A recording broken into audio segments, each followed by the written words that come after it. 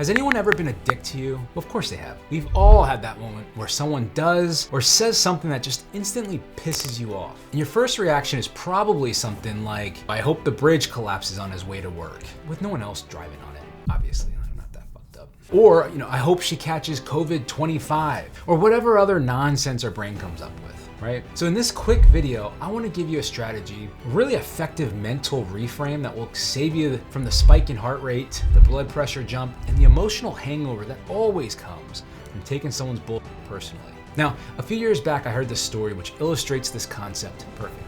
And it goes like this. A man was on a subway with his two kids, and the kids were running up and down the train, yelling, bumping into people, just completely out of control. And everyone was annoyed. People were staring, rolling their eyes. Finally, someone snapped. Sir, can you please control your kids? The dad looked up, almost startled. His eyes were red and, he said, I'm sorry. We just came from the hospital and, well, their mother died an hour ago and I think they're not sure how to deal with it. And honestly, neither am I.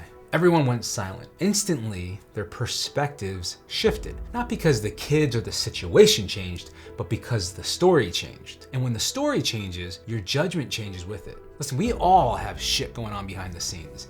Invisible battles, stress, loss, insecurities, fears. That person who snapped at you in the grocery store, or that guy who cut you off, the person being a dick for no obvious reason. Most people aren't trying to ruin your day. They're reacting to something happening in their world. And I've definitely had moments where I reacted badly to someone who wasn't even thinking about me, simply because my brain filled in the worst possible story. Because for all we know, that person's mom died last week, or their marriage is falling apart, or they feel invisible in their own life. Now, that doesn't necessarily excuse their behavior, but it explains it, and it makes it not personal. To me, life is a mindset exercise. Like, you can't control other people's actions, but you can control how you react. And humans, we're not wired to see beauty first. We're wired to notice danger, to survive. Psychologists have found it takes about 5 positive experiences to balance out just one negative one. That's how strongly the brain clings to the bad.